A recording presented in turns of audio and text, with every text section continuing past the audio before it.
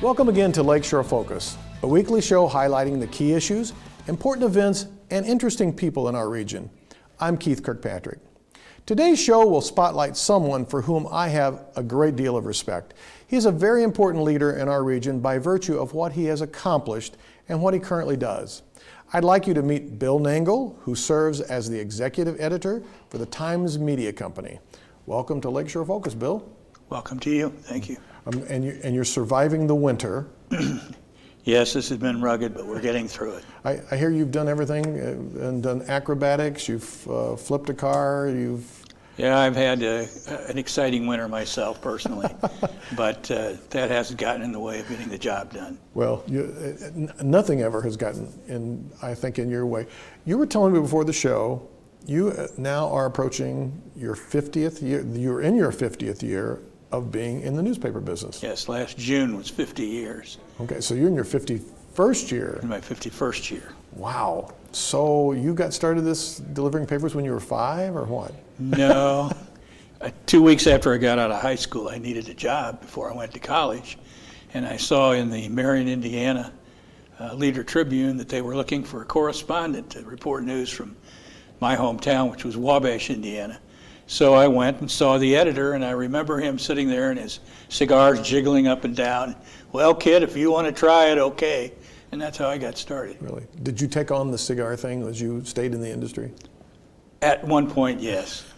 So you would try to emulate the guy a little bit? Well, I don't know about that, but he was my first editor. So you kept at that while you were in college even? Correct. Okay. Were you writing? Were you doing Yes, what? I was writing, taking photos. And ultimately, they opened an office in Wabash and had more circulation in Wabash County than the Wabash paper. And so that's how I got started. And from there to Kokomo, where I was a news editor, and then to Franklin, Indiana, where I was the managing editor, Bristol, Virginia, Tennessee, state line goes right through the middle of the city. I was the editor of that paper for some time. And then, based on an incident that happened there, it was Lincoln's birthday, and we had to come up with a color photo for the front page. And so what better than the Lincoln Memorial at dusk? Well, I ran that 5 columns wide on the front page. I came in the next day, my chair's wrapped in a Confederate flag. There's a sign behind my desk on the wall that says, "Yankee, go home," and a note from the publisher says, "See me now." And I realized, excuse me, shortly after that Civil War wasn't over yet. That was in the mid to late 60s. And so at that point I decided I really needed to become a Hoosier again. Right, and I came to Hammond. Right in the middle of the civil rights movement, you decided to make a statement about Abraham Lincoln, right? Well, it wasn't so much, frankly, that I was making a statement as I needed to come up with a color photo for the front page that day. And it was Lincoln's birthday, and we had this transparency from the National Park Service. I said, wow. Okay. So you've been here since then? In I have Hammond. been here 44 years. Wow, that's amazing. So in all these years of being in the newspaper business, I don't know if you've been asked this, but what was the most important story that you ever wrote or worked on, even just were involved in? What do you think is the most important story? Well, there are two that come to mind. First of all is back in the 80s when we had repeated phone calls from people around Lake DeLaCarlia that there was cancer. It was just spread throughout the community. And we undertook that as a project to determine what that might be causing that. And we ultimately came out with a story on a cancer cluster. And make a long story short, they ended up getting sanitary sewers there because the problem is they had sewage that was seeping into the lake.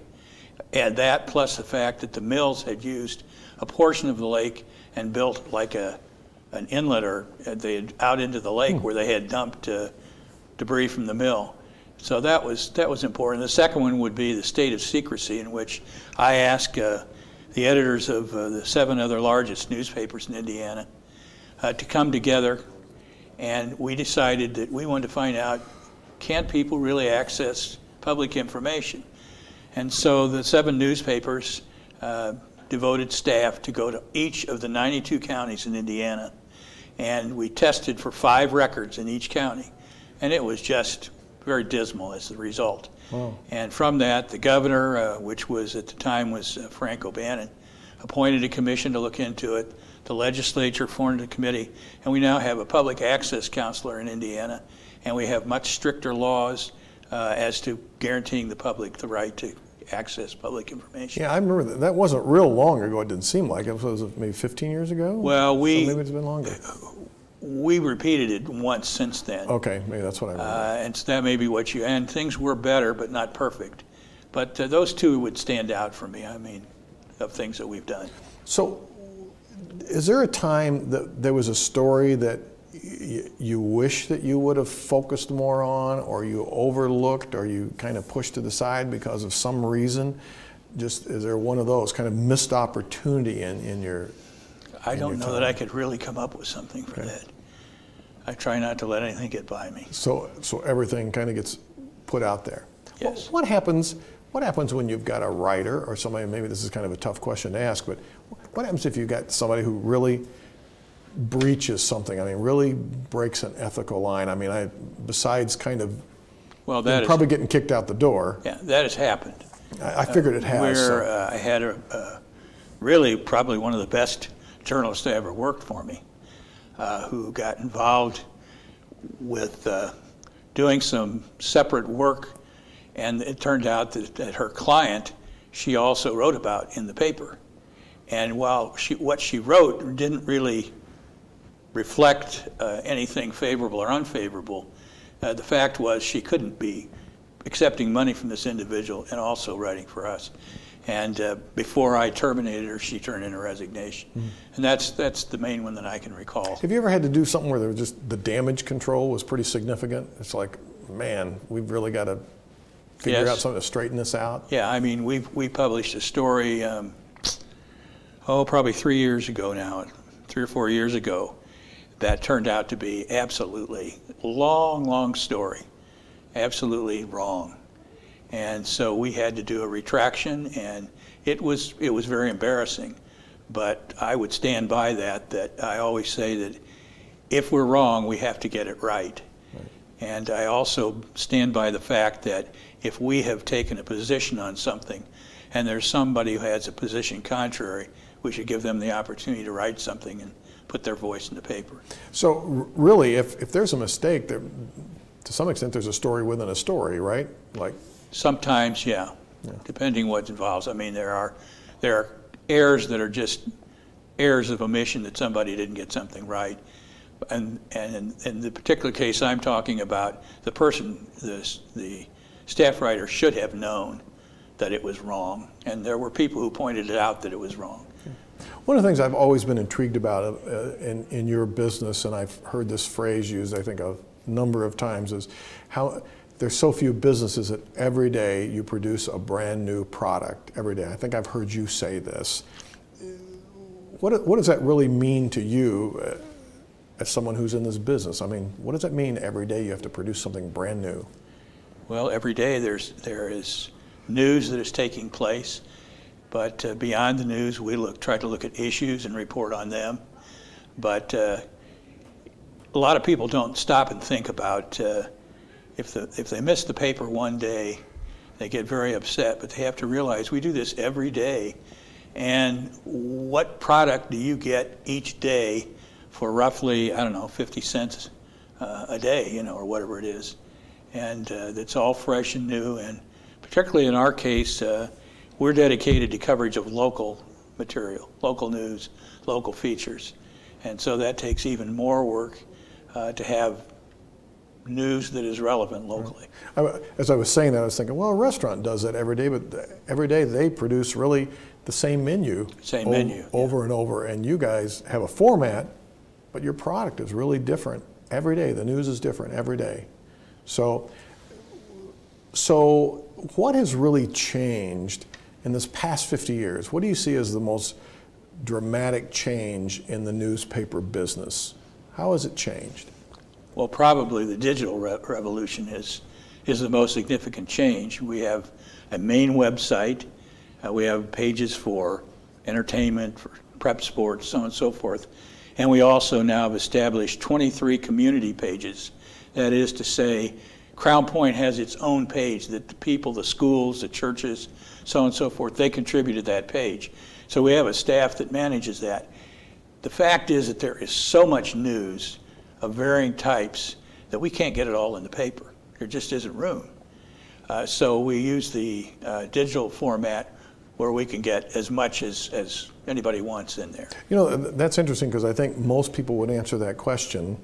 It's about the digital age, but really the most dramatic change probably is the vast amount of information that is really accessible. Because years ago, back in the 60s, there was so many stories, right? And a few that came across the press. Right. But today, you have, how do you make those choices? How do you decide, besides the local stuff, the other things you bring in? How do you decide with all the things going on in the world, the state, and the country? Well, we have a page, which is the second page of the paper, where we digest national, international news, state news. But we practice what I call the ABCs of journalism. C is community news. It's the chicken dinner. It's the Boy Scout trip or whatever it is.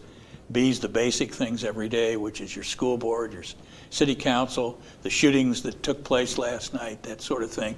And A is the awfully good stuff, which is enterprise and investigative material. We have an investigative staff where we're constantly looking into things, and that's part of how we get it done. Did you make up that ABC thing, or did you steal it from somebody? No, I made it up. Did you really? Yes, I did. I like that. So has other people picked that up? Yeah, there are others that have, yeah, sure. Well, so what has been in your career, I know you've received quite a bit of recognition for what you've accomplished in these 50 years. What recognition has been most important to you, or just really kind of touched you in some way? I guess I don't really think about the awards and the plaques, to be honest. I've got a closet at the office that has a lot of plaques in it, and they're wonderful things, but I always tell my staff, our job is not to ingratiate ourselves by receiving awards and plaques, but to serve the readers. And so that's really what I keep my eye on. So I wouldn't say there's anything particular that stands out to me. So is there a time that you did something that you felt that recognition wasn't a plaque or anything, but it was just, I don't know, a thank you, or someone come in and say, I really appreciate you did that? Oh, there really have been had an impact. Sure, there have been the state of secrecy that I talked about. Mm-hmm. I know was a finalist for the Pulitzer, and I felt that it really deserved, but what I found out later was that there was some politics involved with it, and we didn't get it. So I felt that there were so many people across Indiana that worked on that there should have been recognition for it. Well, what is it? You know, the Times, and now the Times Media Company, you guys have been involved in so many things in this region. What does it mean when you talk to people and they say, well, why is the Times involved in this? And they'll say, oh, Bill Nangle's behind this. What does that mean? I don't know that I'm behind it, but sometimes I help facilitate conversations and bringing people together. Been a lot of instances where that's happened. I mean, the most recent that I think of is when they were looking at the tax for the option-in tax, income tax in Lake County, and there was activity going on at the State House to work this out. And anyway, I got a call and I found out that the state legislators and the county officials in Lake County, they had never met. They never talked to each other. So what do?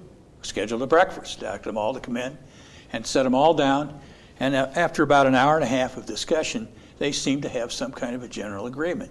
So we try to act as facilitators sometimes. But what's interesting is, knowing that you're the press, why would those people come and let you facilitate a conversation? Because you could listen to what they're saying and use it for or against them. So why would I want to do that if I'm an elected official? Well, in an instant like that, we make it clear that this is off the record, and that there are times when even I've helped set things up and have not been present because I didn't want people to feel that there was some kind of a influence that I'm listening in.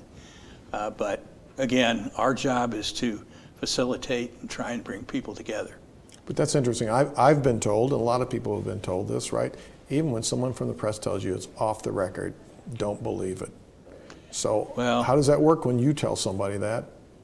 It is with me, and I've had people who agreed to that. I particularly think of a managing editor we had a few years ago, and turned around and broke that, and I ended up firing them for it, because if it's off the record, it's like I never heard it. That was going to be my next question. I bet everybody at the paper didn't adhere to that policy, so, and it doesn't sound like they always did.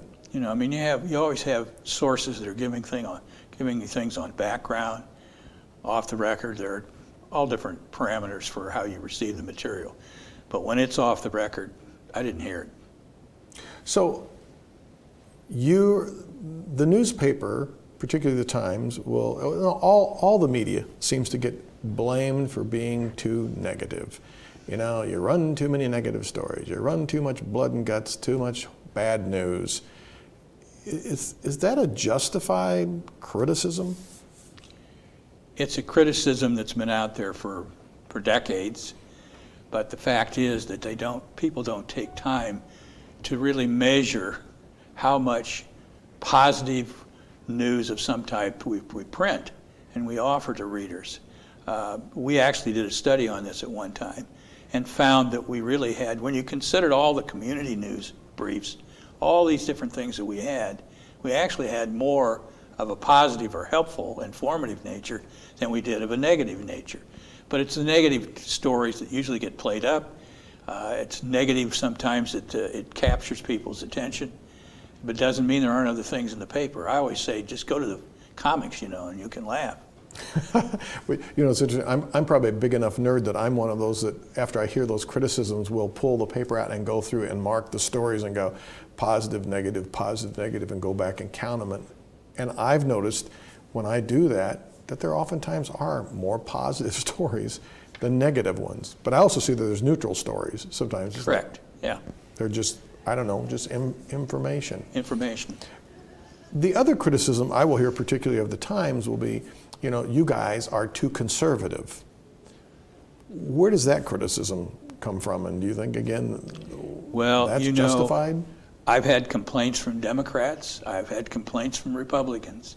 And as long as I'm getting them from both sides, I know where we stand, and that is we are not aligned with any particular party.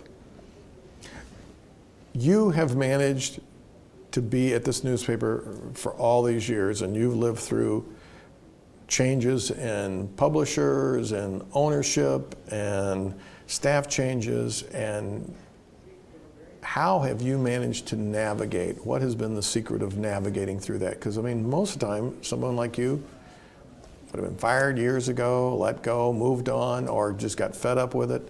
What's been is there a secret to that, or I don't know if there's a secret, but really it's simply a matter on my part of staying connected so much to the community and having value as a result of that.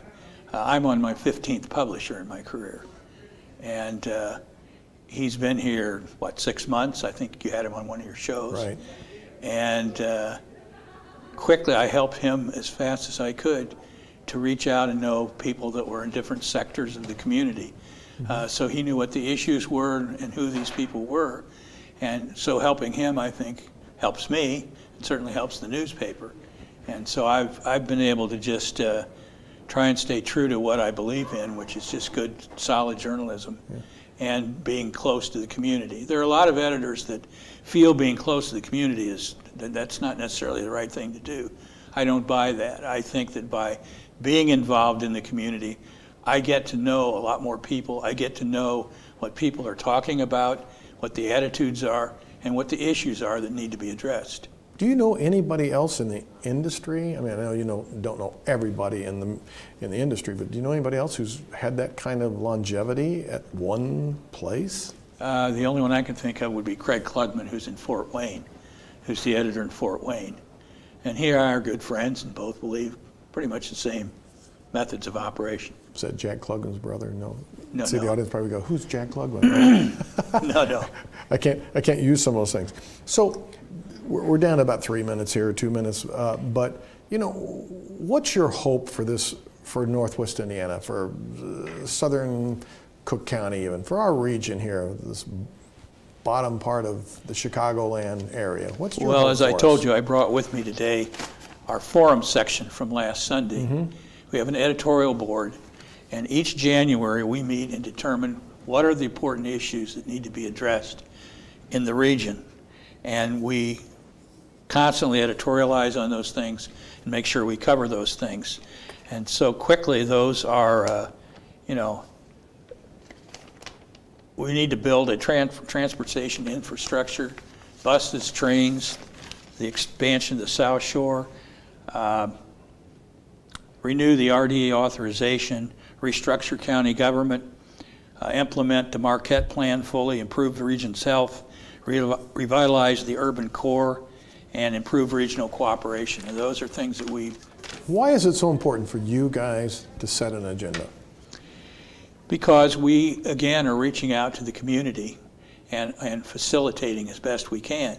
But there needs to be a definition. We had a gathering along with One Region, which is an initiative that we've helped sponsor, of about 100 officials and people from all walks of life, and asked them to determine, this was in, I believe, October. Right, I was there. You were there. Yeah, you and I were both there. And determine what the issues were. And pretty much what they came up with are the kind of things that we came up with. But we think it's important that those be set clearly out there so people know what to work for. Well, you and I could probably talk about more issues for probably another hour here, but I just want to say at the end of the show, Bill, that I appreciate that all that you've done for this region and the leadership that you take to really help set this agenda, and we're expecting to see more of that in the future. Well, that's where we're dedicated to. All right. Thanks for being here. Really appreciate it. Thank you. Okay.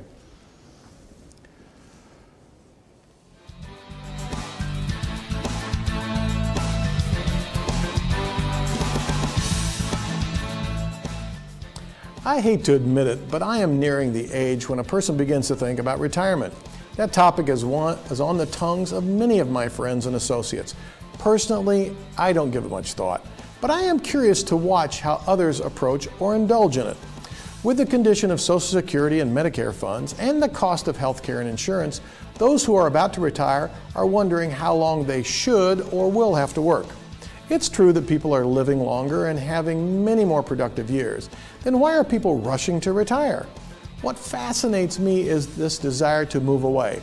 Yes, the winters can be rather harsh here, like the one we are having now, but have you experienced the heat of Arizona in August or the humidity of Florida in July? Maybe it's just a preference. Yet why move from family, friends, and neighbors? I realize that some will move to be closer to family and old friends. I get that. I also realize that some people are just tired of working the same job for so many years. They long for some rest and a change. What I don't understand is the abandonment of the needs in our communities. When a person is able to reach that age when employment is not essential, look at the time available to help where needed. I truly admire those who dedicate their newly discovered free time to worthwhile endeavors. They deliver meals to the homebound, play chess with kids at the Boys and Girls Club, plant flowers in the park, prepare food for the funerals. They read to children at schools, walk dogs at the animal shelter, and stuff envelopes at church. I always get a kick out of hearing an 82-year-old tell me how he volunteers his time helping the old people at one of the retirement centers. So before you give in to the lure of retirement where you could sit around and really do nothing, think about the needs in your community. Where could you use your skills, wisdom, talent, and time to help others? One day we all will need that well-deserved time to truly rest. Until then, use what you got and get to it. We'd like to hear your thoughts about today's show or my closing comments. Did we make you think? Email us at focus@lakeshorepublicmedia.org or reach us through our website, which is listed on your screen. Join us next week for another Lakeshore Focus. I'm Keith Kirkpatrick saying, make a positive difference in our world today.